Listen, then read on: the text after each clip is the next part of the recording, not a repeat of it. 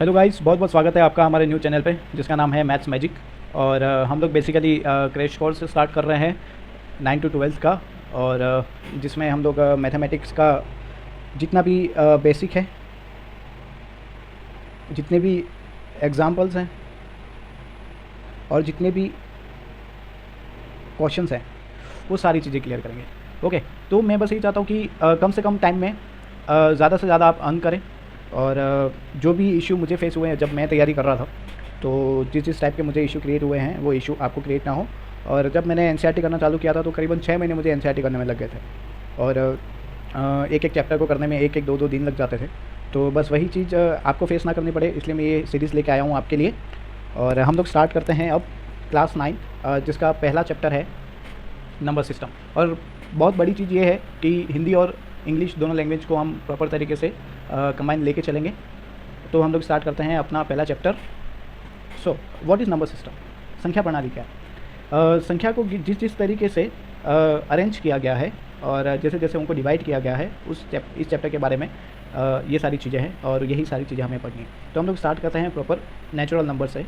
Natural number होते क्या? Natural number को हिंदी में कहते हैं प्राकृत संख्या। प्राकृत संख्या, प्राकृत संख्या किसे कहते हैं? हम एक नॉर्मल सीरीज स्टार्ट कर रहे हैं 2 3 4 5 10 अनलिमिटेड। ओके, इनफाइनाइट तक जाती रहती है। तो एक से स्टार्ट होती है और इनफाइनाइट तक जाती है, जिसे प्राकृत संख्याएं कहा जाता है। और इसे एन से डिनोट किया जाता है। ओके, एन से। सेकंड है वोल नंबर्स, जिसे हिंदी में कहते हैं हम पूर्ण संख्याएं। ओके, और पूर्ण संख्या अगर जीरो को प्राकृत संख्या में ऐड किया जाए तो वो पूर्ण संख्या बन जाती है, जैसे कि 0 1 2 3 डैश। ओके, आगे अनलिमिटेड तक जाएगी। तो पूर्ण संख्या क्या होती है? प्राकृत संख्या में 0 को ऐड कर दो तो वो पूर्ण संख्या बन जाएगी। ओके, अब हम लोग बात करते हैं इंटीजर्स की, जिसे हिंदी में कहते हैं पूर्णांक। पूर्णांक जो होते हैं इसके नाम से ही है, वाइब सारी हैं पूर्ण संख्याएं, पूर्ण। ठीक है, पूर्णांक, पूर्ण अंक। ओके, तो जो अपने आप में पूर्ण है, हम लोग स्टार्ट कर रहे हैं यहाँ पे 0। एक चीज़ याद रखना, यहाँ माइनस है, ठीक है, और यहाँ पे प्लस है। तो इस तरफ जितनी भी माइनस की संख्या है वो सारी, और इस तरफ जितनी भी प्लस की संख्या है वो सारी। तो मतलब पूर्णांक जो हैं वो प्लस पॉजिटिव्स भी होते हैं, नेगेटिव नंबर्स भी इसमें इंक्लूड कर दिए जाते हैं। मतलब पूर्ण संख्या में अगर पूर्णांक ऐड करना है तो कैसे करेंगे हम लोग? जो माइनस की संख्या है, माइनस के डिजिट जितने भी हैं वो सब इंक्लूड कर देंगे। तो ये प्रॉपर तरीके से जो सीरीज़ बन गई ना, ये होती है अपने पूर्णांक। ओके, तो पूर्णांक संख्या इन्हें कहते हैं। आगे बढ़ते हैं। Rational numbers. रेशनल नंबर्स किसे कहते हैं? रेशनल नंबर्स को हिंदी में कहते हैं हम लोग परिमेय संख्या। परिमेय संख्या हम बचपन से पढ़ते हुए आ रहे हैं कि p/q के रूप में डिनोट की जाती है, और जहाँ पे q 0 ना हो। ओके, q 0 नहीं होना चाहिए। ये नॉर्मल परिमेय संख्या की जो डेफिनेशन है वो हो जाती है कि ऐसी संख्या जिन्हें p/q के रूप में लिखा जा सकता है जहाँ पे q 0 नहीं होता है। ओके, और एक नॉर्मल इंग्लिश में अपन ये कह सकते हैं कि जिसको फ्रैक्शन के रूप में लिख सकते हैं वो होती है हमारी परिमेय संख्या। जैसे कि अगर मैं 8 लिख दूँ, इसके नीचे 1 होता है, ये परिमेय संख्या है। ठीक है, 8 के नीचे अगर मैं 100 लिख दूँ तो ये भी परिमेय संख्या है। 5 के नीचे अगर मैं 99 लिख दूँ तो ये भी परिमेय संख्या। मतलब परिमेय संख्या ऐसी होती है जिन्हें p/q के रूप में। बस ये चीज़ ध्यान रखना कि ये कभी नहीं हो सकता, 0 कभी q नहीं हो सकता। ठीक है, जैसे कि इसे q बोलते हैं ना, तो यहाँ पर 0 नहीं हो सकता वो। ओके, ये चीज़ ध्यान रखना। आगे हम लोग बात करते हैं इन रेशनल नंबर्स की। इसे हिंदी में हम लोग करते हैं अपरिमेय संख्या। ओके, अपरिमेय संख्या वो होती है जिन्हें p/q के रूप में नहीं लिखा जा सकता। ठीक है, और जैसे कि √2, इसे p/q के रूप में नहीं लिखा जा सकता। √3 हो गया, इसे नहीं लिखा जा सकता। √4 अगर आ जाता है तो इसको 2 लिख सकते हैं, इसका वर्गमूल होता है 4 का। ठीक है, और प्रॉपर तरीके से 2/1 लिख सकते हैं, इसलिए परिमेय हो जाती है। तो एक चीज़ ध्यान रखना, जितनी भी रूट है और जिनका रूट हम लोग नहीं निकाल सकते वो सारी अपरिमेय संख्या होती है। एक चीज़ और, पाई एक अपरिमेय संख्या है। लेकिन अब आप बोलेंगे सर पाई का मान तो 22/7 होता है, इसको तो हम लिख सकते हैं, लेकिन ऐसा नहीं होता है। एग्जैक्ट मान पाई का 22/7 नहीं होता है, 22/7 के लगभग आसपास होता है पाई का मान। तो एक चीज़ ध्यान रखना, पाई को भी अपरिमेय संख्या के रूप में लिखा जाता है। यहाँ पे मैंने आपको एक पूरा बॉक्स बना के बताया है। और सबसे पहली चीज़ हम लोग जो पढ़ने वाले हैं वो है रियल नंबर्स। रियल नंबर्स किसे कहते हैं? जिसमें परिमेय और अपरिमेय को अगर मैं मिक्स कर दूं तो ये सारी वास्तविक संख्या, परिमेय रियल नंबर्स को क्या कहते हैं? वास्तविक संख्या। ओके, ये कहा जाता है। और ये जो बॉक्स बने हुए हैं ना, ये बहुत इंपॉर्टेंट है, क्योंकि आगे जाके क्वेश्चन आएंगे कि सारे प्राकृत संख्याएं पूर्ण संख्याएं होती हैं क्या, सारी पूर्ण संख्याएं वो परिमेय संख्या होती है क्या, ऐसे क्वेश्चन आएंगे। तो इसके लिए आपको ये चीज़ थोड़ी सी ध्यान रखनी पड़ेगी। और इसमें देखिए नेचुरल नंबर है, अगर उसमें जीरो में ऐड कर दूँ तो ये पूरा होल नंबर्स मतलब पूर्ण संख्या बन जाएंगी। अगर इसमें मैं माइनस की संख्या ऐड कर दूँ तो ये पूरे पूर्णांक बन जाएंगे। और इसमें अगर फ्रैक्शंस और दशमलव वाली संख्या में ऐड कर दूँ तो ये सारे रेशनल नंबर्स बन जाएंगे, ठीक है। और उसके बाद जो भी बचे कुछ है, जो रूट में √2 हो गया, पाई हो गया, और ये सारी चीज़ें हो गई, ये सारी चीज़ें अपरिमेय संख्या होती है, ठीक है। और इन दोनों को अगर मैं मिला दूँ तो ये पूरा सिस्टम बन जाता है किसका, रियल नंबर्स का, वास्तविक संख्या का। आगे बढ़ते हैं सॉरी, हम लोग अभी स्टार्ट कर रहे हैं हमारा एग्जाम्पल नंबर 1। तो सबसे पहले चैनल को सब्सक्राइब कर दीजिए। और तो पहला एग्जाम्पल ये कह रहा है कि नीचे दिए गए कथन सत्य है या असत्य, कारण के साथ अपने उत्तर दीजिए। तो एक चीज़ बता दूं, इंग्लिश वालों के लिए ट्रू फॉल्स निकालना है। और इसमें ये बता कि सारे जितने प्रत्येक पे थोड़ा फोकस करना है। पूर्ण संख्या जो है वो प्राकृत संख्याएं होती है, ये इसका ऐसा कहना है। तो भाई साहब जीरो एक पूर्ण संख्या होती है, राइट। लेकिन ये प्राकृत संख्या होती है क्या? नहीं होती। क्यों? प्राकृत संख्या तो 1 2 3 4 से स्टार्ट होती है, राइट। तो ये कथन जो है वो सरासर गलत है कि प्रत्येक पूर्ण संख्या प्राकृत संख्या होती है, ये गलत है, नहीं होती है, क्योंकि जीरो जो है वो प्राकृत संख्या नहीं है। प्रत्येक पूर्णांक एक परिमेय संख्या होता है, प्रत्येक पूर्णांक। अब मुझे बताओ पूर्णांक कौन से होते हैं? इधर माइनस की सीरीज़ आती है, इधर प्लस की सीरीज़ आती है, और इधर जीरो रहता है, ठीक है। तो पूर्णांक जो होते हैं वो हमेशा परिमेय संख्या होती है, क्योंकि परिमेय संख्या किसे कहते हैं? जिसको p/q के रूप में लिखा जा सकता है। तो अगर यहाँ से मैं -2 लेता हूँ तो इसको -2/1 लिख सकता हूँ मैं।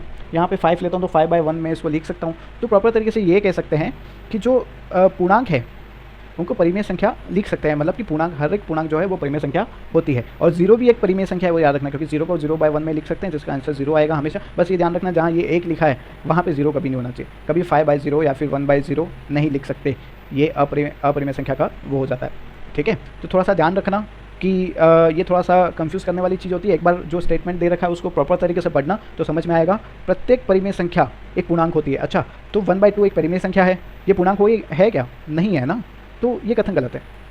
अब देखिए, कारण के साथ उत्तर देना है। कारण मैंने सबके दे रखे हैं, यहाँ पे जीरो वाला कारण दिया है, यहाँ पे मैंने ये सारी चीज़ें बताई हैं, परिमेय संख्या वाला भी मैंने बताया है। तो अब आगे चलते हैं। एग्जाम्पल नंबर 2 है कि 1 और 2 के बीच 5 परिमेय संख्या क्या करनी है? 5 परिमेय संख्या ज्ञात करनी है, तो उसमें से 1 जोड़ दो। जितनी भी परिमेय संख्या ज्ञात करनी है उसमें 1 हमेशा जोड़ देना। तो ये हमें प्राप्त हुआ 6, और यहाँ पे 1 लिखो, यहाँ पे 2/1 लिख सकते हैं, 1/1 लिख सकते हैं। अब यहाँ पे ध्यान रखना कि जो भी हमें मिला है ना 6, उसका ऊपर नीचे गुणा करना है, ठीक है। तो ये क्या आ गया? 6/6, ठीक है। ये क्या आ गया? 12/6। अब जो ऊपर वाली संख्या है ना उसको बढ़ाते रहो, 7/6, 8/6, 9/6, 10/6, 11/6।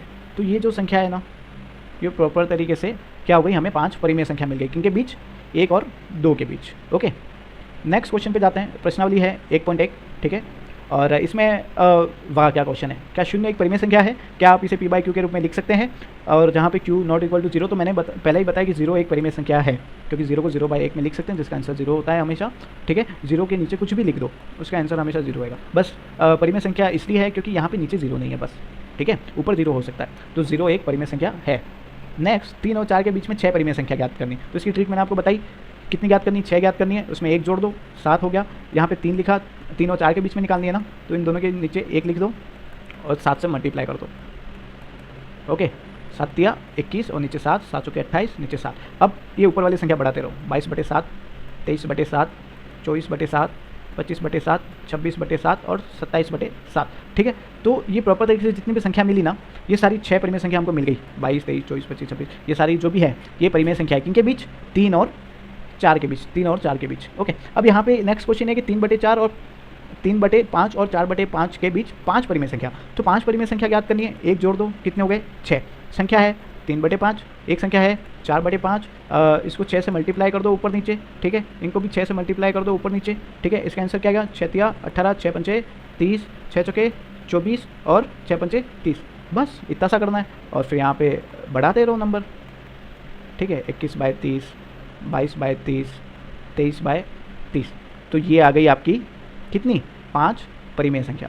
ओके, तो ये क्वेश्चन भी हमने कर लिया, बहुत इजी था। अब ये क्वेश्चन हमने पहले कर रखे हैं, लेकिन ये कुछ अलग है। प्रत्येक प्राकृत संख्या एक पूर्ण संख्या होती है, सही है, बिल्कुल सही है, क्योंकि प्राकृत संख्या 1 2 3 4 होती है। पूर्ण संख्या क्या होती है? 0 1 2 3 4। तो प्रत्येक प्राकृत संख्या पूर्ण संख्या में आ रही है ना, आ रही है ऑब्वियसली। तो ये कथन जो है वो सत्य है।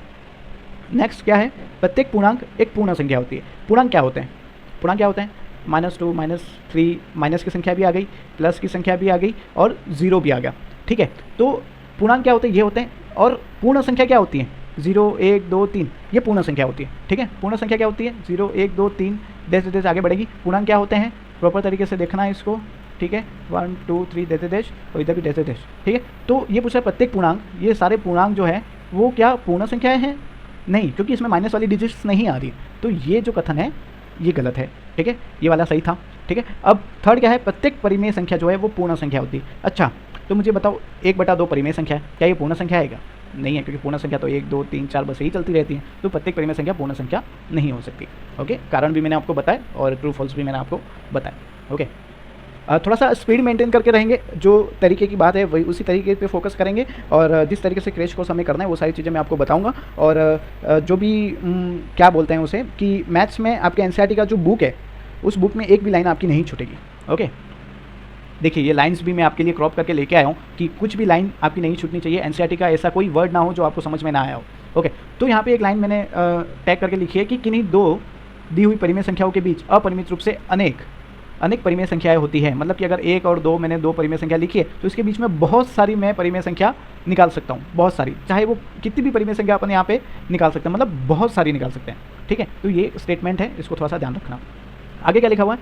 वास्तविक संख्या या तो परिमेय होगी या फिर अपरिमेय संख्या हो सकती है। मैंने पहले ही बताया कि वास्तविक संख्या जो है वो दो चीज़ों से मिलकर बनी होती है। किससे? एक तो परिमेय संख्या से, एक अपरिमेय संख्या के। इन दोनों को मिला दूं तो मुझे वास्तविक संख्या मिल जाएगी। तो बस यही कह रहे हैं कि वास्तविक संख्या या तो परिमेय होगी या फिर अपरिमेय संख्या होगी। अतः हम यह कह सकते हैं कि प्रत्येक वास्तविक संख्या को संख्या रेखा के अद्वितीय बिंदु से निरूपित किया जाता है। तो मतलब संख्या रेखा पे मैं परिमेय संख्या और अपरिमेय संख्या दोनों को डिनोट कर सकता हूँ, ठीक है। इनका कहने का मतलब ये है। और जो संख्या रेखा है उसका हर एक बिंदु जो है वो किसी न किसी वास्तविक संख्या को डिनोट करता है, ठीक है। जैसे कि ये बिंदु 1 को कर रहा है, ये मान लो कि 2 को कर रहा है, 3 को कर रहा है। यहाँ पे कहीं हम √2 भी निकाल सकते हैं, √3 भी निकाल सकते हैं। आगे क्वेश्चंस आएंगे जहाँ पे √2 को और √3 को, √5 को हमें संख्या रेखा पर डालना पड़ेगा, उनको बताना पड़ेगा। तो वो क्वेश्चंस भी हम करेंगे। तो प्रॉपर तरीके से बस यही है इनके कहने का मतलब कि जो भी है वास्तविक संख्या वो परिमेय और अपरिमेय दोनों से मिलकर बनी होती है और वास्तविक संख्या जितनी भी है उनको संख्या रेखा पर हम दर्शा सकते हैं। ओके, आगे बढ़ते हैं। ये स्टेटमेंट थोड़े से ध्यान रखना इंपॉर्टेंट है। चलिए आ गया क्वेश्चन, जिस क्वेश्चन की हम बात कर रहे थे, संख्या रेखा पर √2 का स्थान निर्धारित कीजिए। चलिए, तो अभी मैं आपको एक चीज़ बताता हूँ। जैसे कि मैं आपको बताता हूँ कि एक मैं आपको ट्राइंगल बनाता हूँ यहाँ पे ABC, ये मेरा समकोण त्रिभुज है, ठीक है, इक्विलेटरल ट्राइंगल। इसको क्या कहते हैं? कर्ण, हाइपोटेन्यूस। इसको क्या कहते हैं? लंब, परपेंडिकुलर। इसको क्या कहते हैं? आधार, बेस, ठीक है। और इसका सूत्र आपको पता होगा, कर्ण स्क्वायर बराबर आधार स्क्वायर प्लस लंब स्क्वायर, ठीक है। अब मुझे ये ध्यान रखना है कि संख्या रेखा पे मुझे निरूपित करना है। यहाँ पे 0 है, यहाँ पे अगर मैं 1, 2, 3 ऐसा लिख देता हूँ, ठीक है। अगर मैं आधार 1 लूँ और 1 पे मैं लंब डाल के 1 सेंटीमीटर की रेखा खींचता हूँ, ठीक है, और यहाँ से इसको मिला देता हूँ। अब देखिए ये 1 है, ये 1 है, मुझे कर्ण क्या मिलेगा ये बताओ? कर्ण मुझे क्या मिलेगा? 1 का स्क्वायर प्लस 1 का square equal to 1 + 1 equal to 2। तो कर्ण बराबर √2, जो यहाँ पे स्क्वायर है ना वो उठ के इधर आ जाएगा, तो यहाँ पे रूट बन जाएगा ये, ठीक है। तो इसको मैं √2 कर सकता हूँ, कह सकता हूँ ना। तो इसकी ही लेंथ मैं यहाँ पे ले लेता हूँ, प्रकार से लेंथ ले लेनी है यहाँ से, और उस प्रकार को यहाँ पे कहीं पे एडजस्ट करना, और यहाँ पे जो भी आएगा ना आपका प्रकार जहाँ पे आएगा वो चीज़ रहेगी आपकी √2। ये चीज़ समझ में आई? √2 को ऐसे निकालते हैं। अब √3 को कैसे निकालना है देखो, अभी मैं आपको बताता हूँ। 0, 1, 2, जैसे हमने √2 निकाला था ना, अभी ये √2 मैंने निकाल दिया, ठीक है। अगर मैं यहाँ पे एक बार फिर से लंब डालूँ, ठीक है, और इसको यहाँ से मिला दूँ, ठीक है, तो अब मुझे ये बताओ ये कितना है? ये कितना है? √2, ठीक है। तो कर्ण स्क्वायर बराबर √2 का स्क्वायर प्लस 1 का स्क्वायर, 2 + 1, √2 का स्क्वायर कितना होता है? रूट हट जाएगा, 2 हो जाएगा, तो ये 3 आ गया, ठीक है। तो कर्ण क्या आ गया? √3 आ गया। तो ये जो मेरी लाइन है ना जो मैंने बनाई वो √3 है। यहाँ से प्रकार से माप लो और इसको यहाँ से प्रॉपर तरीके से बना लो, यहाँ पे आपका √3 आ जाएगा। वैसे वैसे जैसे भी बस ये ध्यान रखना, ये सूत्र है, इस सूत्र में मैं आधार क्या रखूँ और लंब क्या रखूँ, उसकी बेस पे मुझे कर्ण क्या मिलेगा, और उस कर्ण को माप पे यहाँ पे उसको अटेन कर देना है प्रॉपर तरीके से। तो ये जो है संख्या रेखा पर डालने का जो सिस्टम है वो मैंने आपको बताया। अब हम आ रहे हैं प्रश्नावली 1.2 पे। ओके, तो ये प्रश्नावली ये है कि निम्न में से सत्य कथन और सत्य कथन बताइए, और कारण भी बताना है इसमें, ठीक है। इसमें रीज़न बताना है इंग्लिश वाले, और जो भी है ट्रू और फॉल्स भी इसमें बताना है। तो क्या है इसमें? प्रत्येक अपरिमेय संख्या एक वास्तविक संख्या होती है। तो मैंने आपको बताया था कि वास्तविक संख्या किससे मिलकर बनी होती है? एक तो परिमेय से बन के मिलती है और एक अपरिमेय से बनती है। तो प्रत्येक अपरिमेय संख्या तो वास्तविक संख्या होंगी ही, है ना, क्योंकि वास्तविक संख्या जो दो से मिलकर बनी होती है और ये दोनों तो ऑब्वियसली वास्तविक संख्या होंगी। तो ये कथन जो है वो सही है। ओके, संख्या रेखा का प्रत्येक बिंदु रूट m के रूप का होता है, जहाँ m एक प्राकृत संख्या, जैसे संख्या रेखा मैंने यहाँ पे बनाई, यहाँ पे मैंने 0 कर दिया, 1 2 3। अब मुझे ये बताओ, चलो इस 4 को तो मैं √2 भी लिख दूँ, सॉरी 2 का स्क्वायर में लिख सकता हूँ, ठीक है, इसको मैं 2 का स्क्वायर लिख सकता हूँ, ठीक है। अभी मुझे ये बताओ कि संख्या रेखा पे मैं हमेशा रूट को मानते हुए यहाँ पे डिनोट कर सकता हूँ क्या? एक को मैं किसका रूट लिखूँ? एक का रूट लिखूँ? 2 को किसका रूट लिखूँ? नहीं लिख सकता ना। अगर चलो ठीक है, अगर मुझे ऐसा हुआ कि मुझे 16 का रूट, 4 को मैं 16 का रूट लिख दूँ, राइट, 4 को मैं 16 का रूट लिख सकता हूँ क्योंकि आंसर 4 आएगा, लेकिन 3 को क्या लिखूँ, 2 का क्या लिखूँ? समझ रहे हो? तो ये चीज़ है कि संख्या रेखा पे जितनी भी संख्या है उनको रूट m के रूप में नहीं लिखा जा सकता, राइट। तो ये कथन गलत है। तीसरा क्या है कि प्रत्येक वास्तविक संख्या एक अपरिमेय संख्या होती है, ये तो गलत है। वास्तविक संख्या परिमेय भी तो हो सकती है, मैंने पहले ही बताया परिमेय भी हो सकती है, अपरिमेय थोड़ी ना होगी, ठीक है। तो ये कथन भी आपका गलत है। नेक्स्ट क्वेश्चन आपका यह है कि क्या सभी धनात्मक पूर्णांकों के वर्गमूल अपरिमेय होते हैं? नहीं भाई साहब, क्योंकि रूट 16 में करूँ तो मुझे 4 मिलता है, ये तो परिमेय है, मुझे 4 मिल रहा है, ये तो क्या है, परिमेय है। तो ये कथन तो गलत हो गया। और यहाँ पे इसने लिखा है आगे, यदि नहीं तो एक ऐसी संख्या के वर्गमूल का उदाहरण दीजिए जो परिमेय संख्या। ये लो उदाहरण, ये ले गया उदाहरण, कुछ और भी ले लो, कोई प्रॉब्लम नहीं है। 25 का रूट ले लो, 5 आ जाएगा। बहुत सारे उदाहरण ऐसे बन सकते हैं। रूट 9 ले लो, 3 बन जाएगा, ठीक है। तो ये जो कथन है, ये जो क्वेश्चन है, ये हमारा हो गया सॉल्व। देखो समझने की चीज़ें हैं, ज़्यादा तोड़फोड़ नहीं करनी है। अगर बड़े कंपटीशन एग्जाम में फाइट करना है तो इन सारी चीज़ों को नॉर्मल वे में लेना है और ज़्यादा फोकस करना है सिर्फ कि कैसे क्या चीज़ें हो रही हैं। ओके, आगे चलते हैं। ये रूट 5 का निरूपित करना है। रूट 5 के लिए हम लोग क्या करेंगे, यहाँ पे 0 ले लिया, यहाँ 2 लिया, 1 ले लिया, यहाँ पे मैं 2 का डिस्टेंस लेता हूँ या फिर मैं 1 का डिस्टेंस लेता हूँ और फिर इसको मिला देता हूँ। ये रूट 5 बन जाएगा। कैसे? क्योंकि कर्ण स्क्वायर बराबर आधार कितना है, 2 का स्क्वायर प्लस लंब कितना है, 1 का स्क्वायर, ठीक है। तो 4 + 1, 2 का स्क्वायर कितना होता है, 4 ही होता है ना। तो ये लिखा मैंने 5, और कर्ण और स्क्वायर इधर आ जाएगा तो क्या हो जाएगा, रूट 5 आ गया। तो बस प्रकार से इसको माप लो और यहाँ पे इसको डिनोट कर लो, रूट 5 आपका आ जाएगा, ठीक है। तो ऐसे जितनी भी रूट वाली संख्या, जैसे कि यहाँ पे ये देखो बताया, रूट 2 के लिए ऐसे किया, रूट 3 के लिए ऐसे किया, ठीक है। रूट 4 के लिए अलग करना पड़ेगा, रूट 4 के लिए डायरेक्ट 2 लिख दो रूट 4 को, ठीक है। रूट 5 मैंने आपको बताया, रूट 6 आगे आपको फिर से यहाँ से लेना पड़ेगा, इधर लंब लेना पड़ेगा एक। तो ऐसे ये चलता रहेगा। तो प्रॉपर तरीके से इसको हमने समझ लिया है, ठीक है। तो संख्या रेखा पर जो भी रूट वाली संख्या है उनको डिनोट करने में कहीं पे दिक्कत नहीं आनी चाहिए आपको। ओके, आगे बढ़ते हैं। तो हमारा नेक्स्ट जो है रियल नंबर्स के बारे में हमने पढ़ा, जो वास्तविक संख्याएं हमारी थी, और डेसिमल एक्सपेंशन, इसको हिंदी में कहते हैं हम लोग दशमलव प्रसार, ठीक है। तो दशमलव प्रसार जो होता है वो 2 टाइप का होता है, पहला ये रहा, दूसरा ये रहा। पहला मैंने क्या लिखा, टर्मिनेटिंग, इसको हम लोग हिंदी में कहते हैं शांत दशमलव प्रसार, ठीक है। और इसको कहते हैं हम लोग अशांत दशमलव प्रसार, ठीक है। तो शांत दशमलव प्रसार ऐसे होता है, अगर किसी संख्या में किसी का भाग दूँ मैं, जैसे कि 8 में 4 का भाग दूँ, ठीक है, तो 2 8 0, जिसका शेष जो होता है वो 0 हो जाता है, मतलब ये शांत है, ये यहाँ पे रुक गया, इसका आंसर यहाँ पे रुक जाना चाहिए। ओके, अगर मैं यहाँ पे कर दूँ, जैसे कि मैंने कर दिया 1/3, अभी मैं 3 1, अभी यहाँ पे 0 कर दूँ, ठीक है, पॉइंट लगा दूँ तो यहाँ पे 0 लग जाएगा, 3 9 आ गया, 1 बचा, ठीक है, फिर मैं 0 लगाऊँ, वापस 3 बार जाएगा, 9 आ गया, फिर 1 बचा, वापस 0 लगाऊँ, वापस 3 बार जाएगा, 9। ऐसे करते करते ये क्या ना बढ़ती रहेगी, 3 3 3 3 दे दे जाती रहेगी, 3 3 ही आते रहेगा, कभी खत्म नहीं होगी। तो इसको अशांत, जो कभी शांति नहीं रखता भाई, ठीक है। और अशांत को भी 2 भागों में बांट दिया, पहला भाग क्या है और दूसरा भाग क्या है, रिकरिंग और नॉन रिकरिंग। रिकरिंग को कह सकते हैं अपन रिपीटिंग, हिंदी में कहते हैं आवृत्ति। इसका पूरा नाम है अशांत आवृत्ति दशमलव प्रसार, ठीक है। और इसका पूरा नाम क्या हो सकता है, अशांत अनावृत्ति। क्या कहते हैं, अनावृत्ति, जिसकी आवृत्ति ना हो। तो ये जो मैंने आपको एग्जांपल दिया ना, ये देखो बार बार 3 3 3 3 रिपीट हो रहा है, मतलब एक ही संख्या का बार बार रिपीटेशन हो रहा है ना, मतलब ये अशांत आवृत्ति, ठीक है। दशमलव प्रसार कैसा है इसका, ये वाला। और जो नॉन टर्मिनेटिंग नॉन रिकरिंग है, इसका मतलब ये है कि अगर किसी का उत्तर ऐसे आ रहा हो, देखिए ये कभी रिपीट नहीं होगा, मतलब चेंज होते रहेंगे नंबर बार बार, ठीक है। तो कभी रिपीट नहीं होता है, लेकिन बार बार नंबर चेंज होते रहते हैं, चेंज होते रहते हैं, चेंज होते रहते हैं, आगे बढ़ती रहती है, रुकता भी कभी नहीं है, ठीक है, और रिपीट भी नहीं होता है। तो उसको क्या कहते हैं, अशांत अनावृत्ति दशमलव प्रसार। एक चीज़ ध्यान रखना, एक चीज़ मैं आपको क्लियर बता दूं कि ये जो है और ये जो है, मतलब कि जो शांत और अशांत आवृत्ति जो है, ये दोनों हमेशा अपरिमेय संख्या के लिए होते हैं। मतलब परिमेय संख्या का जब हम दशमलव प्रसाद निकालेंगे ना तो ये दोनों ही मिलेंगे अपन को। और ये जो है ये हमेशा अपरिमेय संख्या का रूप होता है। मतलब कि अपरिमेय संख्या का अगर मैं दशमलव प्रसाद निकालूं तो मुझे अशांत अनावृत्ति दशमलव प्रसार मिलेगा। ये चीज़ ध्यान रखना। तो क्वेश्चन आ सकता है अपरिमेय संख्या का दशमलव प्रसार किस टाइप का होता है, तो अशांत अनावृत्ति दशमलव प्रसार और परिमेय संख्या का ये दोनों होता है। ओके, आगे बढ़ते हैं। जैसे कि यहाँ पे दशमलव प्रसार निकालने का दे रखा है, तो चलिए निकालते हैं। पहला, ठीक है, 3 तिया 9, ठीक है, 1 बचा। मैं यहाँ पॉइंट लगा देता हूँ, आगे कोई संख्या नहीं है तो 0 लगा दिया। 3 तिया 9, 1 बचा, वापस 0 लगाया, 3 बार गया 9 1, तो ये दे ये आगे बढ़ता रहेगा। तो मतलब इसका आंसर क्या आया 3.3333 दे मतलब ये क्या ना बढ़ता ही रहेगा। तो इसको क्या कह सकते हैं, अशांत है, ठीक है, आवृत्ति है, आवृत्ति और दशमलव प्रसार, ठीक है, इस टाइप का दशमलव प्रसार है। वैसे ही आपको इन सब का निकालना है, ठीक है। जो नीचे वाली संख्या ना उसको बाहर रहने देना और ऊपर वाली संख्या हमेशा अंदर आएगी, ठीक है।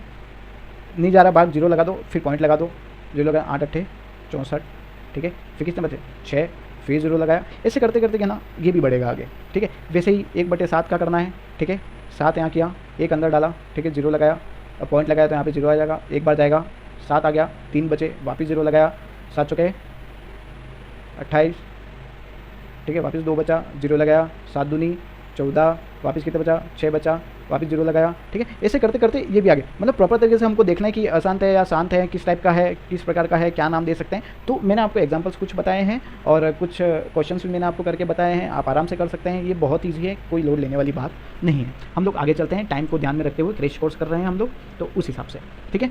तो एग्जाम्पल नंबर 6 क्या कह रहा है, दिखाइए कि 3.142678 एक परिमेय संख्या है। दिखा देते ना, दिखाने में क्या प्रॉब्लम है, 142678।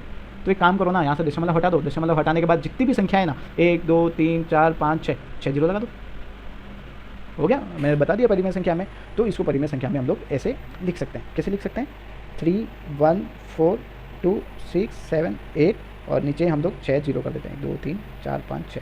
ओके, ये इसका क्या है आंसर।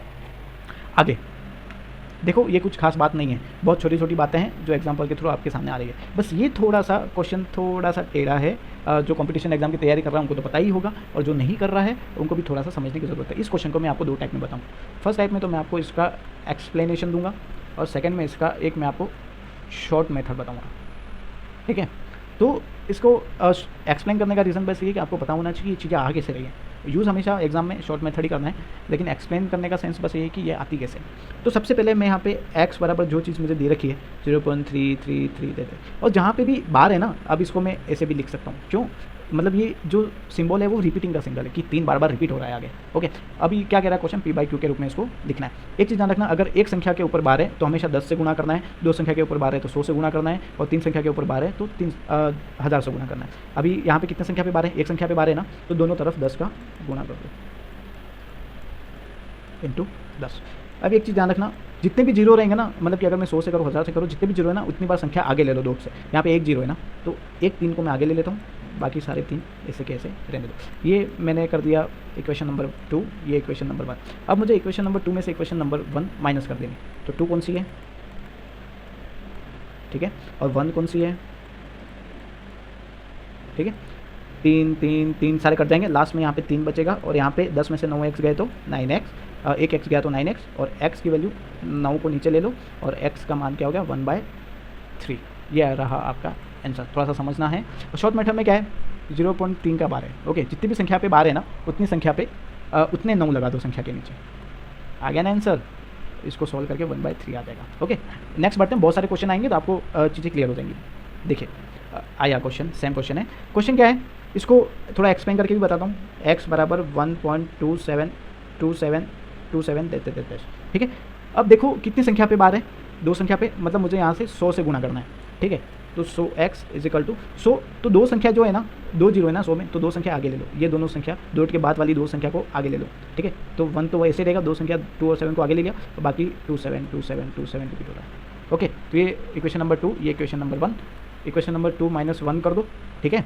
तो क्या हो गया, इक्वेशन नंबर 2 क्या है, 100x बराबर 127.2727, ठीक है। देखते आगे बढ़ रहा है। इक्वेशन नंबर 1 क्या है, 1.2727। अब चीज़ ध्यान रखना, 27 तो सारे कट जाएंगे पीछे, और डॉट के आगे ये जो है, तो यहाँ पे 126 आ जाएगा, माइनस करना है, ध्यान रखना। और यहाँ पे 100 में से एक x गया तो 99x।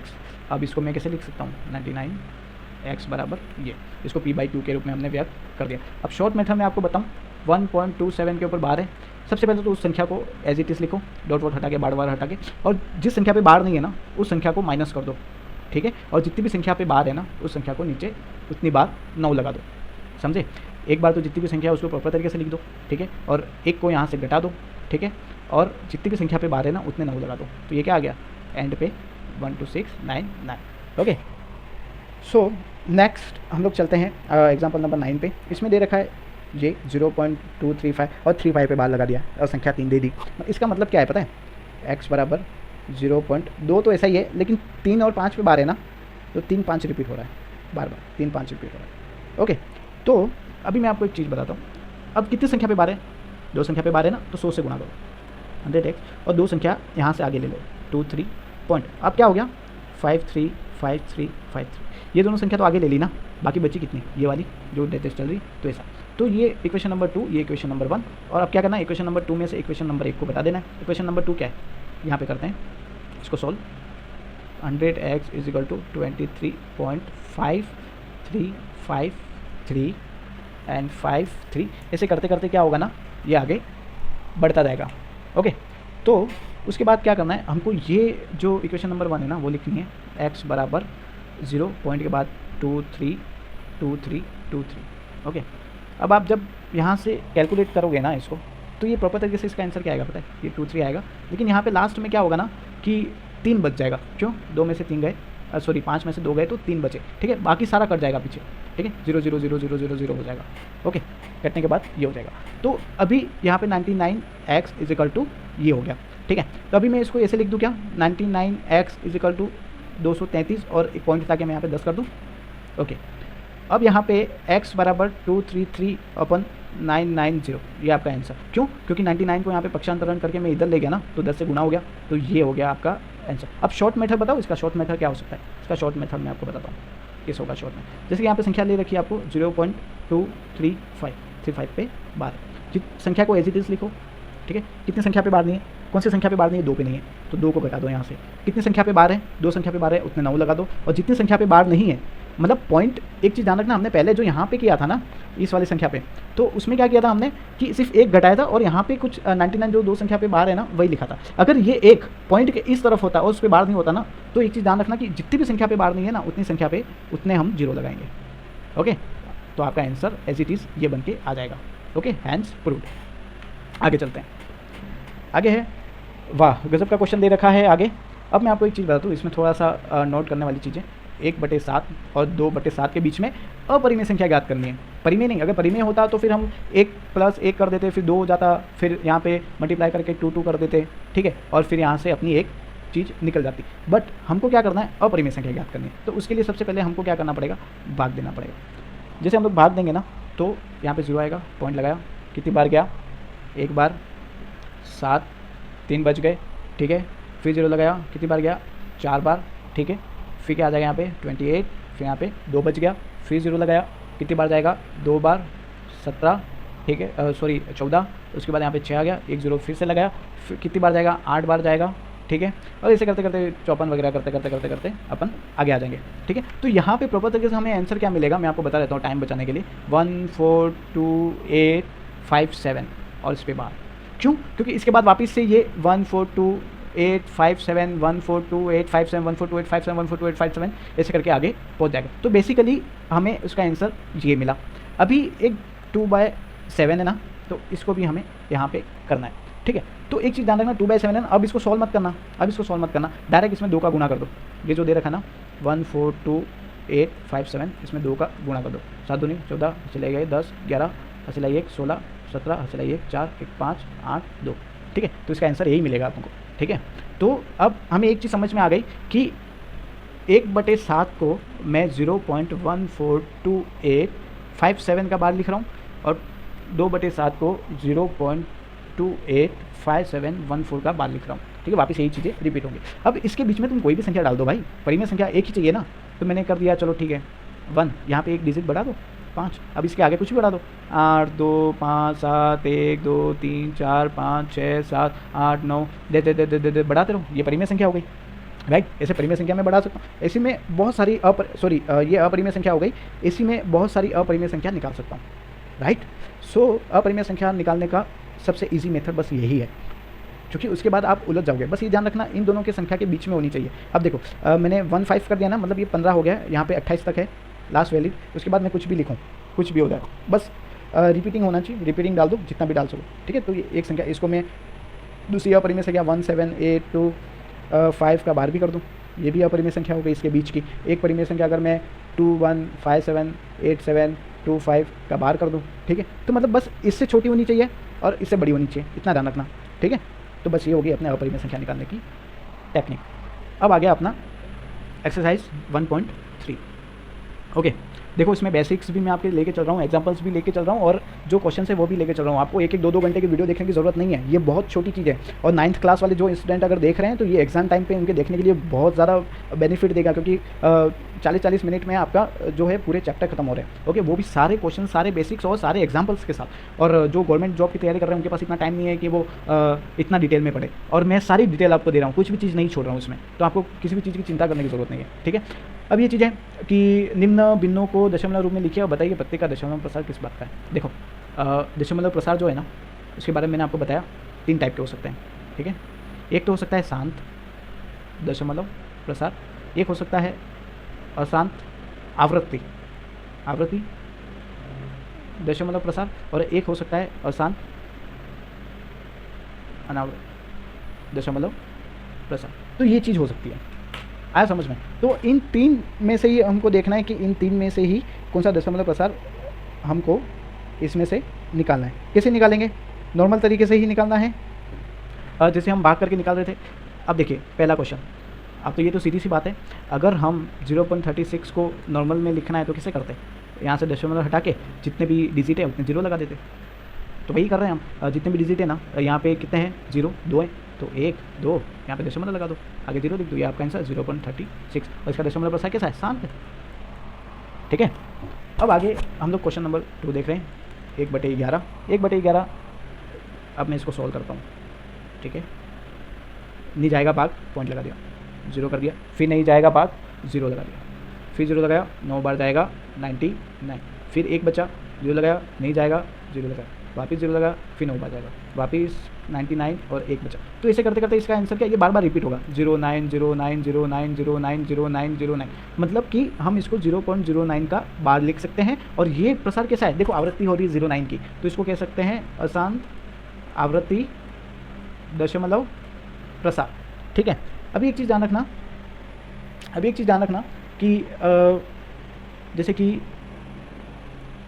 क्वेश्चन नंबर 3 है, अब इसको 4 सहित 1/8, पहले इसको सॉल्व करना पड़ेगा। 8 का गुणा इसके साथ करो, 8 चुके 32, 32 में 1 जोड़ दो 33, 33 बटे हर जो है वो इसमें लिख दो। अब जैसे ही हमने पहले तरीके से किया था वैसे ही हमको इसको फॉलो करना है। 8 चुके 32, 1 बचा, ठीक है, पॉइंट लगा दो, 0 आ गया। कितनी बार जाएगा? 1 बार, 8, फिर कितने बचे? 2, फिर 0 लगा दिया, कितनी बार जाएगा? 2 बार, कितने बचे? 16, फिर बचे कितने यहाँ पे? 4, और यहाँ 0 लगा, 8 पंचे 40। आंसर क्या आ गया? आंसर अपना आ गया 4.125। और यहाँ पे ये खत्म हो गया, क्योंकि यहाँ पे 40 करने के बाद यहाँ पे 0 हो रहा है ना, तो ये खत्म हो गया। मतलब कि ये शांत है। क्या है? मैं यहाँ पे लिखते जा रहा हूँ, ये शांत है, ठीक है, ये अशांत है। अशांत कौन सी है? आवृत्ति है ना, आवृत्ति, ये शांत है, ठीक है। अब क्वेश्चन नंबर 4, क्वेश्चन नंबर 4 को कैसे करना है? देखिए आपको पता होगा, 13 3 और इससे भाग दीजिए, ठीक है। और प्रॉपर तरीके से अगर इसका आप भाग देंगे तो ये मुझे लगता है कि ये अशांत होगा। इसकी भी एक ट्रिक है, ये कैसे होगा मैं आपको बताऊंगा। भाग दे के आप देखना, ये अशांत ही निकलेगा, अशांत और आवृत्ति आएगी इसमें। इसका रीज़न है, ये शॉर्ट ट्रिक मैं आपको बताऊंगा अगले कुछ टाइम में, ठीक है, कैसे आती है। इसका भी, ये भी अशांत है, ठीक है, और इसमें भी आवृत्ति होगी, ठीक है। और क्वेश्चन नंबर 6 जो है ये शांत है।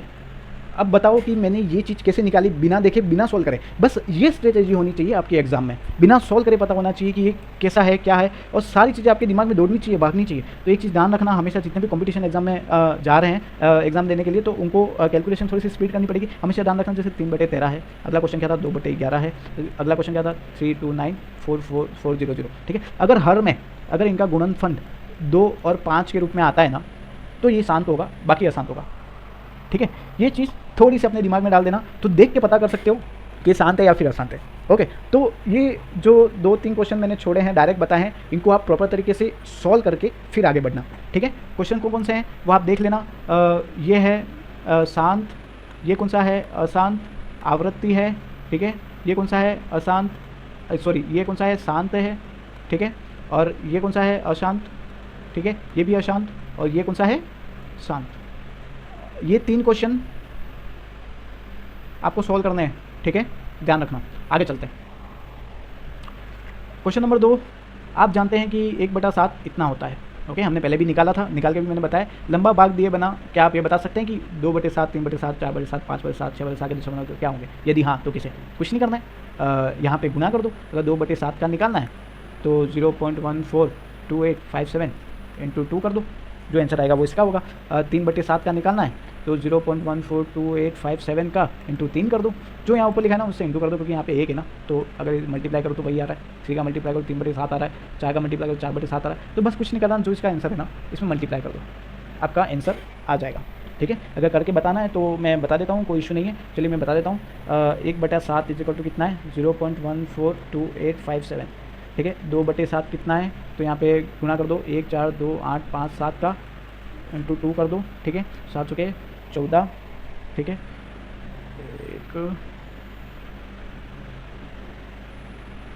ठीक है, ये आ गया आपका 285714। ठीक है, इसका बार उसके बाद अगर मुझे 3/7 का निकालना है तो ये जो मैंने कर रखा है 0.142857, उसमें 3 का कर दो। 7 या 21, 2 15 17 और 5 8 2 4। ओके, तो ये आ गया 3 का 0.428571। बस इसे नॉर्मल भाग ही देने। तो अब आपको 4/7, 5/7 और 6/7 का मान निकाल के मुझे कमेंट करना है। ओके, तो ये चीज़ थोड़ी सी ध्यान रखना और आराम से इसको सोल्व कर सकते हैं। सिर्फ गुणा करना है, सिर्फ क्वेश्चन इतना बड़ा दे रखा है, बाकी डरना नहीं है। ठीक है, आगे चलते हैं। आगे क्वेश्चन क्या दे रखा है देखिए, निम्नों को P/Q के रूप में व्यक्त कीजिए, जहाँ P और Q पूर्णांक है तथा Q not is equal to 0। कुछ नहीं करना है, परिमेय संख्या में लिखना, जैसे हमने पहले क्वेश्चंस किए थे ना, वैसे क्वेश्चंस करने हैं। यहाँ पे x बराबर 0.6666, आप 10 का गुना कर दो। क्यों? क्योंकि एक ही संख्या पे बार है। ठीक है, तो यहाँ पे एक संख्या इधर आ जाएगी, बाकी सब कंटिन्यू चलेंगे, और इसमें से इसको घटा दो, 2 में से 1 को घटा दो। ये क्वेश्चन नंबर 2 है, ये क्वेश्चन नंबर 1 है। ठीक है, तो यहाँ 9x इज इक्वल टू 6 आ जाएगा, x बराबर 6/9, और इसको सोल्व करके 2 तिया 6, सॉरी 3 दूनी 6, 3 तिया 9, ये आपका आंसर। अब इसको मैं शॉर्ट में कर रहा हूँ।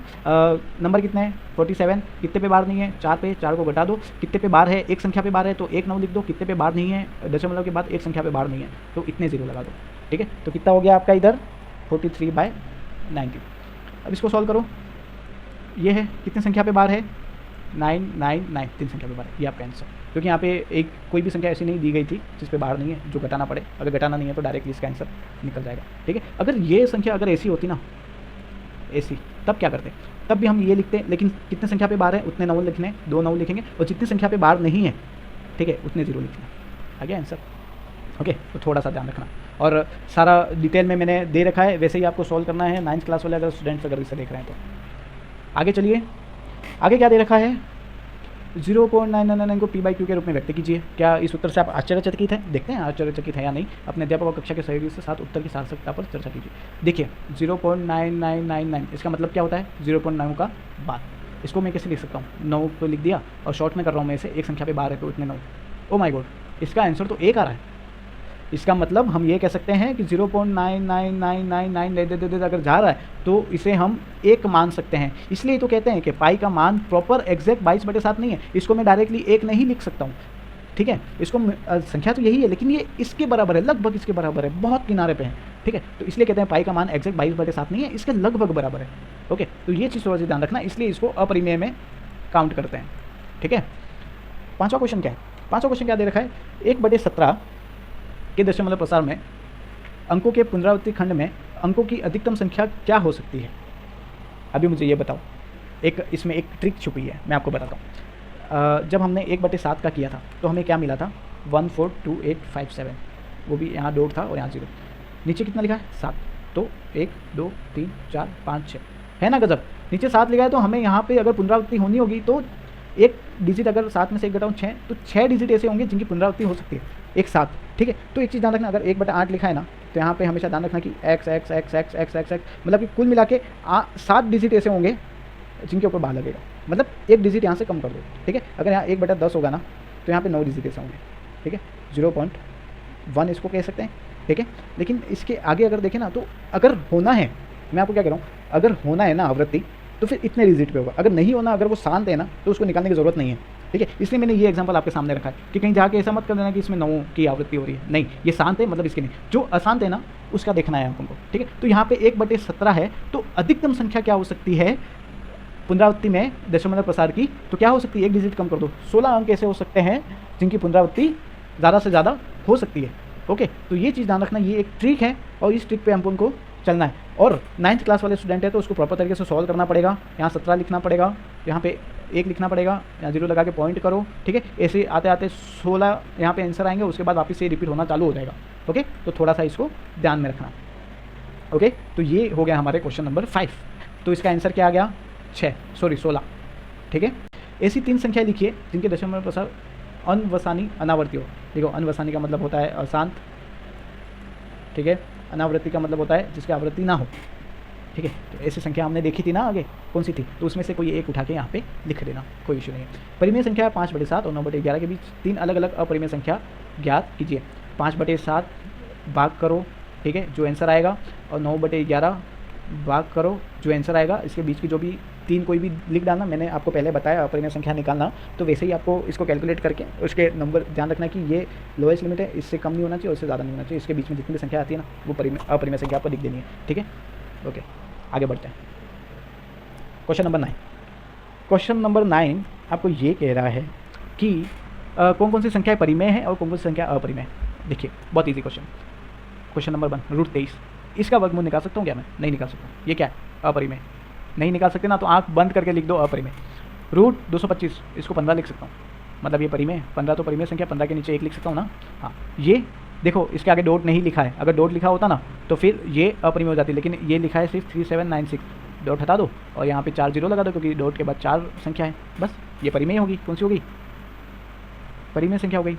अब ये देखो, ये डॉट लगा हुआ है, जा रहा है, ठीक है। एक चीज़ ध्यान रखना, अगर आवृत्ति हो रही है, आवृत्ति हो रही है क्या, 747847847, अगर आवृत्ति हो रही है, अगर ये अशांत आवृत्ति दशमलव प्रसार है, तो इसको हम प्रॉपर तरीके से क्या लिख सकते हैं कि ये परिमेय संख्या। मैंने आपको पहले ही बताया कि परिमेय संख्या जो है उनका दशमलव प्रसार क्या होगा, एक तो शांत हो सकता है और दूसरा क्या हो सकता है, अशांत में आवृत्ति वाला हो सकता है, ठीक है। ये दोनों परिमेय संख्या को डिनोट करती है। अगर ऐसा है, देखो, 1 आ गया, फिर 0 आ गया, फिर आ गया, फिर 2 0 आ गए, फिर 1 आ गया, फिर 3 0 आ गए, फिर 1 4 0, ऐसे करते, मतलब यहाँ पे रिपीटेशन नाम की कोई चीज़ नहीं है। मतलब ये कौन सा है, अशांत अनावृत्ति है, ठीक है। तो ये कौन सी संख्या हो गई, ये कौन सी हो गई, अपरिमेय संख्या हो गई, ठीक है। तो ये चीज़ थोड़ी सी ध्यान रखना, ज़्यादा कोई हार्ड नहीं है, आराम से इजी वे में हो जाएगी, ओके।